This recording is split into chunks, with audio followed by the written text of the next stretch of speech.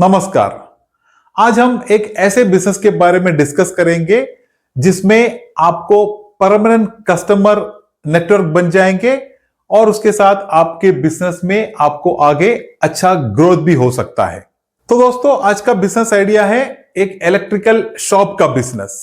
तो हम एक एक करके समझते हैं कि एक इलेक्ट्रिकल शॉप को शुरू करके उसको किस तरह एक अच्छे ग्रोथ में पहुंचा के आप किस तरह उस बिजनेस को सक्सेसफुल बना सकते हो।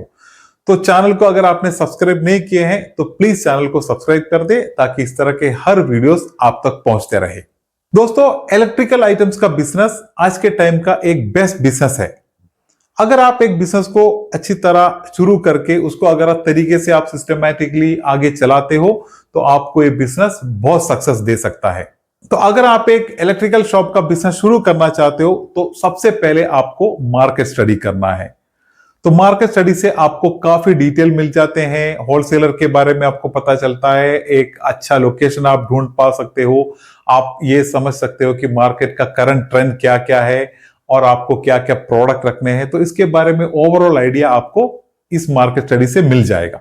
अगर आप कोई एक इलेक्ट्रिकल शॉप पे कुछ टाइम के लिए काम करने के बाद अगर शुरू करते हो तो बहुत अच्छी बात है, क्योंकि आपको इसके बारे में पूरी एक्सपीरियंस और नॉलेज होगी। तो आप ट्राई करें कि आप कोई एक इलेक्ट्रिकल शॉप पे कुछ टाइम काम कर सकते हो या नहीं।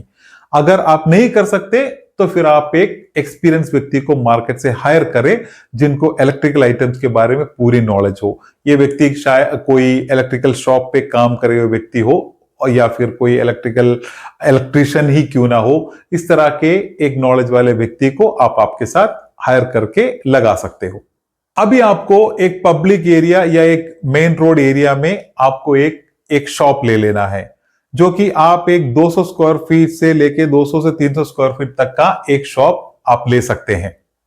शॉप लेने के बाद आपको उसके अंदर रैकिंग करने पड़ेंगे। आप उस तरह के रैकिंग करें जो कि एक इलेक्ट्रिकल शॉप के लिए जरूरत हो, क्योंकि बहुत से छोटे आइटम्स बहुत होते हैं एक इलेक्ट्रिकल शॉप पे, जो आप अगर तरीके से अगर आप उसको रैकिंग करते हो तो बहुत आइटम आप आपके दुकान के अंदर सेट करके रख सकते हो और आपका दुकान हमेशा भरा भरा दिखेगा। तो इस तरह का जो भी एक रैकिंग करना है, आप उस तरह का एक बढ़िया रैकिंग उसके बाद आपके शॉप पे कर दे। इसके बाद अभी आपको एक आइटम लिस्ट बनाना है। तो आइटम लिस्ट में आप प्रिपेयर करने के टाइम पे ये देखें कि सारे आइटम आप फास्ट मूविंग आइटम ही शुरुआत में लाए और हर चीज छोटी क्वांटिटी में लाए, ताकि आप इसको आगे जब प्रोसेस करते हो तो आपको ये पता चलेगा कि आगे आपको क्या क्या आइटम ऐड करना है, कितने का क्वांटिटी बढ़ाना है, किसका घटाना है। तो आपको इस चीज का आइडिया मिलेगा। तो शुरुआत में आप हमेशा कम क्वांटिटी लाए और सिर्फ फास्ट मूविंग आइटम ही लाए। तो उसके लिए आप एक अच्छा लिस्ट प्रिपेयर करें और आपको बिल्कुल आपके नजदीक के लोकल होलसेलर या डिस्ट्रीब्यूटर जहां है उधर से ही आपको शुरुआत में पूरे मटेरियल लाने हैं। और लिस्ट बनाने में अगर आपको कुछ डाउट हो तो वो डिस्ट्रीब्यूटर या होलसेलर आपको लिस्ट बनाने में हेल्प भी कर देंगे, क्योंकि उनको पता होता है कि सबसे फास्ट मूविंग आइटम्स क्या क्या होते हैं। तो वो लिस्ट वो भी बनाने में आपको हेल्प कर देंगे।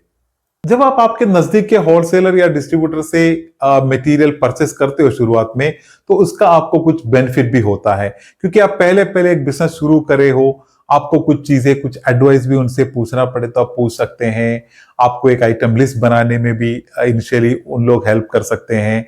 और पहले कुछ आप कैश में परचेस करने के बाद आगे जाके कुछ छोटा क्रेडिट भी आपको, कुछ उधारी भी आपको लोकल होलसेलर से मिल सकता है। तो पहले आपको बिजनेस शुरू करने के टाइम पे लोकल होलसेलर या डिस्ट्रीब्यूटर से ही मटेरियल परचेस करना है।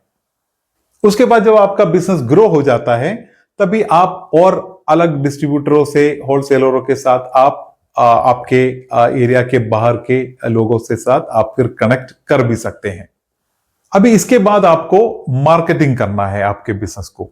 मार्केटिंग बहुत पावरफुल है। अगर आप मार्केटिंग तरीके से कर लेते हो तो आपका बिजनेस को बहुत अच्छा एक बढ़ावा मिलेगा। तो उसके लिए सबसे पहले आप सोशल मीडिया पे आपके बिजनेस को रजिस्टर कर सकते हैं। एक फेसबुक पेज आप बना सकते हैं आपके शॉप के नाम पे, उसमें आप आपके दुकान पे आपके प्रोडक्ट के बारे में कोई डिटेल उसमें डाल सकते हो। तो एक हो गया इस तरह। इसके बाद सबसे इंपॉर्टेंट चीज होता है, जो कि सबसे इंपॉर्टेंट है, नंबर 1 है कि आपके आसपास जितने भी इलेक्ट्रीशियन और कॉन्ट्रैक्टर्स है, इनके साथ आप अपना एक टाई अप बना दें।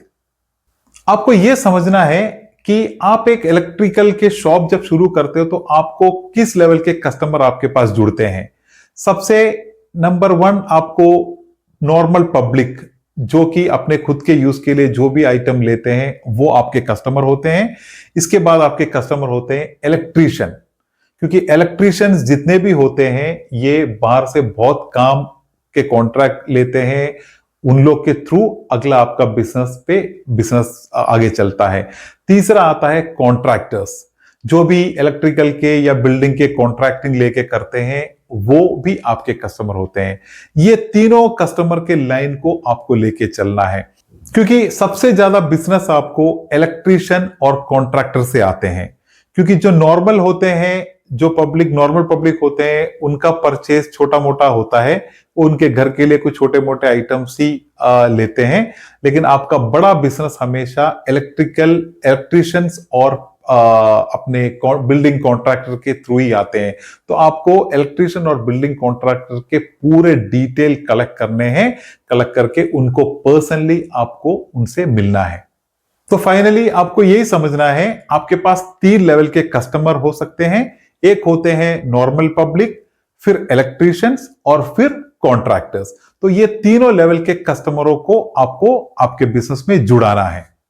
और आपका एक इलेक्ट्रिकल शॉप का जो बिजनेस है वो पूरा 3 चीजों पे डिपेंड होता है। एक होता है अच्छा रेट, दूसरा होता है आपका सर्विस, तीसरा होता है आपकी क्वालिटी। ये तीनों में आप बहुत अच्छी तरह ध्यान दें। और आप बिल्कुल उधारी नहीं दे तो बहुत अच्छी बात है। अगर आपको लगता है कि आप मैनेज कर सकते हैं, अगर आगे का आपका जो भी कस्टमर अच्छा है, आपको पैसे मिलने में प्रॉब्लम नहीं हो सकती, तो आप छोटे छोटे अमाउंट का भी उधारी दे सकते हो। लेकिन मैक्सिमम आप ट्राई करें कि आप उधारी नहीं दे। और इलेक्ट्रिशियंस के थ्रू जब भी बिजनेस आते हैं तो उस पे कोई कोई केसों में आपको कुछ कमीशन शायद देने पड़ेंगे। तो आप हमेशा ये कोशिश करें कि आप कभी भी वो कमीशन कस्टमर के पास से चार्ज नहीं करें, बल्कि आप आपके जो प्रॉफिट होते हैं उसमें से एक छोटा कमीशन उसमें से आप दें। कभी भी कस्टमर को इस कमीशन का झटका नहीं लगना चाहिए। एक इलेक्ट्रिकल शॉप के बिजनेस को एक डिसेंट तरीके से शुरुआत करने के लिए मैं बोलता हूं, बहुत छोटे लेवल पे नहीं और बहुत बड़े लेवल पे नहीं, एक जस्ट स्टार्टिंग पे जो आप फास्ट मूविंग आइटम लेके एक डिसेंट तरीके से आप शुरू करने के लिए आप एक 5 लाख रुपए से एक इलेक्ट्रिकल का शॉप को शुरू कर सकते हो। और स्टेप बाय स्टेप आप जरूरत के हिसाब से आइटम को स्टेप बाय स्टेप ऐड करके आप बिजनेस को आगे ग्रो कर सकते हो।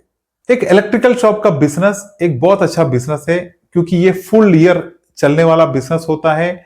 आपको कभी कोई एक्सपायरी होने का कोई प्रॉब्लम नहीं होता वैसे। और साथ ही साथ आप एक अच्छे कस्टमर नेटवर्क बनाते हो, खासकर इलेक्ट्रिशियंस के साथ आप एक अच्छा कांटेक्ट बनाते हो, उनके थ्रू आपका बिजनेस बहुत आगे लेवल पे बढ़ सकता है। आप हमेशा ये कोशिश करें कि ज्यादा से ज्यादा इलेक्ट्रिशियंस और बिल्डिंग कॉन्ट्रैक्टरों के साथ आपका एक अच्छा नेटवर्क बन जाए। साथ ही साथ जहां से भी आप परचेस करते हो वो परचेस को भी आपको बहुत ख्याल करना है। आप ये श्योर करें कि आपको बेस्ट प्राइस में ही मटेरियल मिल रहे हैं, और साथ ही साथ आपकी जो भी क्वालिटी हो वो भी अच्छी होनी चाहिए। तो परचेस में आप काफी चीजों का इस तरह का ध्यान देना है। इलेक्ट्रिकल आइटम्स में आपको ये एक और खासियत है कि आपके पास बेचने के लिए काफी आइटम होते हैं। इसके बहुत सारे आइटम A to Z काफी आइटम आपके बिजनेस में आप बेच सकते हो। एक ग्राहक जब भी आएंगे तो एक आइटम नहीं लेते, एक के साथ 2-3 आइटम उसके साथ कनेक्टिंग आइटम भी होते हैं। तो ये सबका एक बिजनेस आपको अच्छी तरह आप इसको ग्रो करने में आपको हेल्प करेगा। इस तरह फ्यूचर में जब आपका बिजनेस ग्रो होता है तो आप उसके साथ कुछ प्लम्बिंग आइटम्स, सैनिटरी के आइटम्स, इस तरह के अलग अलग वेराइटीज को भी आप आपके बिजनेस में ऐड कर सकते हो। तो आप पूरे ठीक तरह से प्लान करके इस बिजनेस को शुरू करें। क्वालिटी, सर्विस और रेट पे आप बहुत ध्यान दें और आपके बिजनेस को आगे आप ग्रो करें। तो आज के वीडियो में बस इतना ही।